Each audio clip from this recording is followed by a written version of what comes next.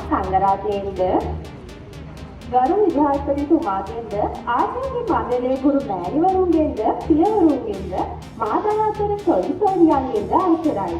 ඉතින් අද දිනේදී මම පියවීමේ අගය පිළිබඳ ඔබ හමුවට වළංගනක් ඇදීමටයි මේ සූදානම් වන්නේ. ඉතින් පියවීම කියන්නේ මොකක්ද? දන්නවද නංගියේ මල්ලියේ?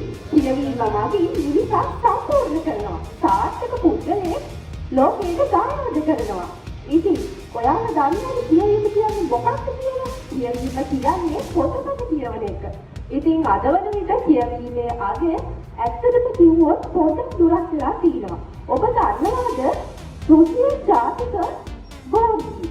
අද වන විට ඔබ දන්නවා එතුමා විසින් රචනා කර අම්ම නවකතාව. හැබැයි ඔබ දන්නවද එතුමා කිසි දිනක පාසල් අධ්‍යාපනය ලබපු පුද්ගලයෙක් නෙවෙයි. කියවීම මගින් පොතපත අධ්‍යයනය කරලා ප්‍රගුණ කරලා ශ්‍රේෂ්ඨ විදියට ආපු පුද්ගලයෙක්.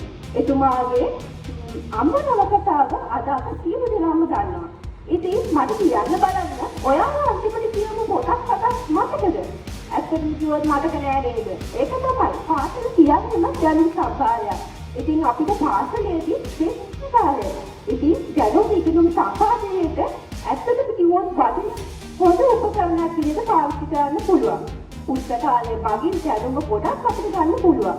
ඉතින් ඒ වගේම අපේ ලංකාවේ ඉන්නවා දීපී දිසානායක. අද වන විට විශ්වවිද්‍යාලවල මහාචාර්යවරු පවා එතුමාගේ පොත් අධ්‍යයනය කරමින් තමයි ඉගෙනීම් කටයුතු සිදු කරන්නේ. ඉතින් කියවීමේ අගය වැඩි කරලා කියවීම තුලින් දිසා සාර්ථක පුද්ගලයෙක් බවට පත් කරනවා. ඉතින් මම කැමතියි ඔයාලට කියවීම මගින් ජීවිතේ සාර්ථක කරගන්න ඇත්තටම කිව්වොත් පුළුවන්.